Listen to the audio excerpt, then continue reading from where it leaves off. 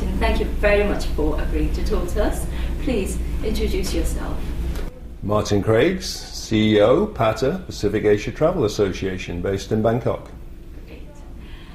What is your favourite memory of Seoul?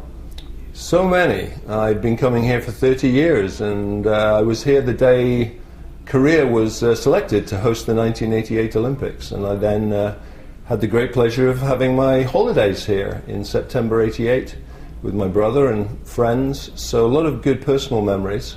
I was involved in selling aeroplanes most of my career. I was wholly unsuccessful to sell any in Korea, but I did try quite hard. Went to see Mr. Y.H. Cho and Asiana Airlines many times.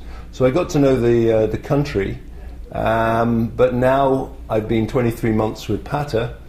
I've engaged with Korea in a different way because it's such an important and stimulating inbound and outbound travel market. Now we are at WTTC. One of the topics, hot topic, was about removing barrier, and in that, removing visa restrictions for travellers. What is your view on that? I'm optimistic in Asia Pacific because, generally speaking, the governments get it on the value of travel and tourism and its clear link to trade. Wide-bodied aircraft, which carry so many of the long-haul tourists, a third of their value is in freight. So the combination is very potent of the three T's, and therefore Asian governments, surprisingly, are much more advanced in their thinking than so-called developed countries.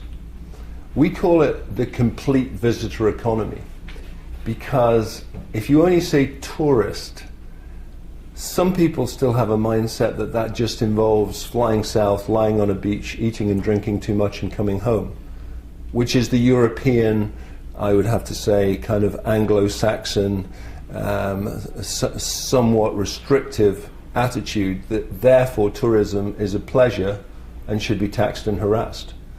Asians are much more industrious when they go on holiday. They shop ferociously. They crave authentic experiences. They want to explore roots, whether they're religious or ancestral. So they're very busy and diligent when they travel, and therefore they spread their discretionary income across a much wider base. So traditionally people had never thought of retail as part of the tourist sector, but of course it is. A large percentage, as your viewers know very well, of Chinese outbound tourists spend a great deal of money, up to $2,000 per trip, in retail. So removing barriers will stimulate trade. Anything that makes a travel experience more seamless and pleasurable and cost-effective is bound to create more demand. What we don't want to see is vast increases in tourism of a commoditized mass basis that damage the environment that they're visiting, which doesn't do any good to the host country in the long run. So we're very sensitive to the emergence, for example, of Myanmar, which last year had 1 million tourists, whereas its neighbor, our home, Thailand, same size, same population, had 22 million. Now, we don't want Myanmar to try and catch up with Thailand too quickly. It needs to maintain its very precious UNESCO World Heritage sites and all of the intrigue and charm of the country that is Myanmar. Sure. How about the security issue that would, pose, to governments in removing these barriers? I think governments need to get into a mindset where everyone involved in receiving visitors to their country, whether for trade or tourism, needs to sit in one room and say what is in the country's overall interest, not what is in the silo mentality interest of immigration, or sometimes, frankly, the diplomatic service, whose bases are paid for by visas. So some countries have got into an unfortunate, I would have to say, vicious circle, where they just see visas as an easy source of revenue.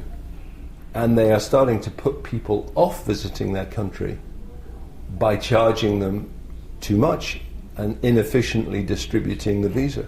Whereas those tourists could spend many thousands of dollars and therefore create far more employment if they could more easily get access to the country.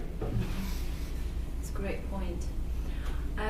Moving on from that, we're here at WTTC where the main message is how fast Asia is growing in terms of tourism, and there's obviously greater demand and supply that is needed to follow.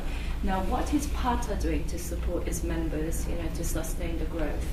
Great question. We're doing as much as possible in several areas. One, innovative events. We're having 1,000 buyers and sellers together next week in Chengdu, which is our PTM. We are also delivering research to help make people, allow people to make better decisions by giving them data that would take them many weeks to research themselves. We're putting it in front of them on an iPad or an Android device so that they can pick up macroeconomic data, trends, 5-year projections, which we do, to look at international visitor arrivals, hotel occupancy rates, look at even website usage, how to spend their discretionary marketing budgets more effectively. So we're aggregating data, basically.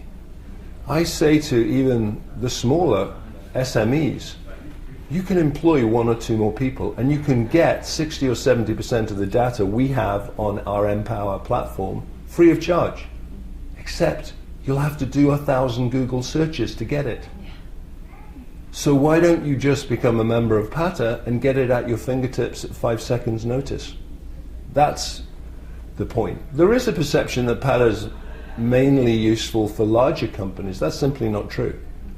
We represent the very large companies and have great relationships with people like Visa, Amadeus, who have huge amounts of data themselves, but we're very keen to maintain the grassroots connection.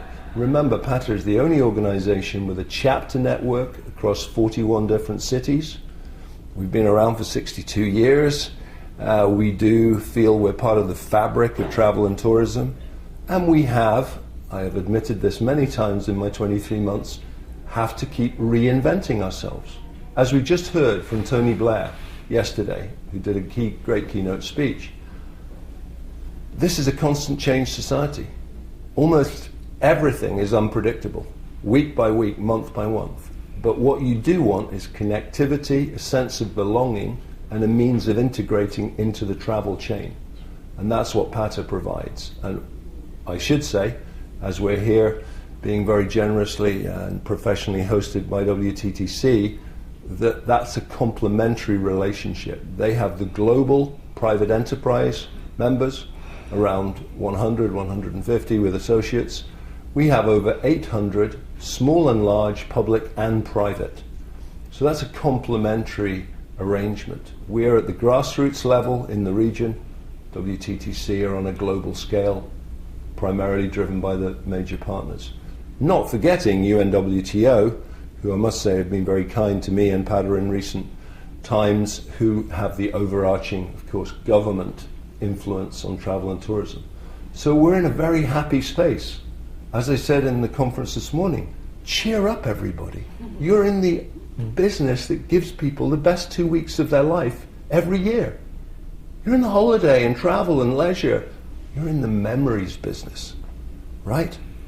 Who else is going to remember what a pharmaceutical company did for you, or a steel company, or a bank did for you? Is anyone ever going to want to remember that? We're in the moral high ground. We create jobs higher and faster than anyone else. We do capacity building in developing countries. We've got a lot of good things to talk about. So thanks for giving me the chance to tell your views.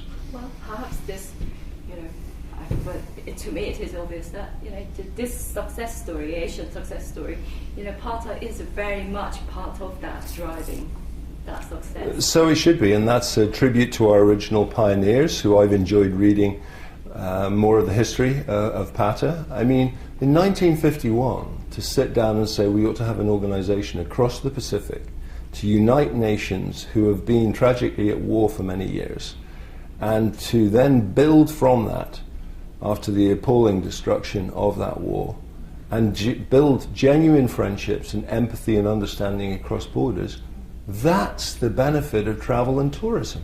It's way above a pure economic measurement. It's a vision, isn't it? It is. Now, at yesterday's session, somebody mentioned that there is a report that China is actually slowing down, and I could actually feel the panic across the room. I don't know if it was me. Now, this growth, to sustain that, the private sectors need to do their thing, and the governments obviously need to support it.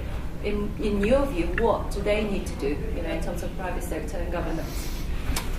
I wouldn't lose too much sleep about so-called China slowdown. It's still 7+%. Absolutely. I mean, these are growth numbers in the dreams of Europeans, and of course, it is still from a lower base in China. But the macro issue, I think, will take care of itself. You're not going to change the culture of Chinese people being industrious or wanting to have better opportunities for the next generation. It's in the DNA. It's not an economic statistic. It's just a fact of life.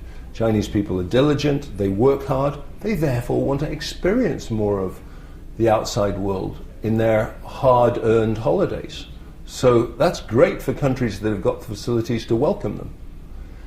On the issue of public-private, again, I'm fortunate to be often in the middle of these dialogues, representing the major national tourist offices around Asia, but also many of the private groups from airlines to hotels.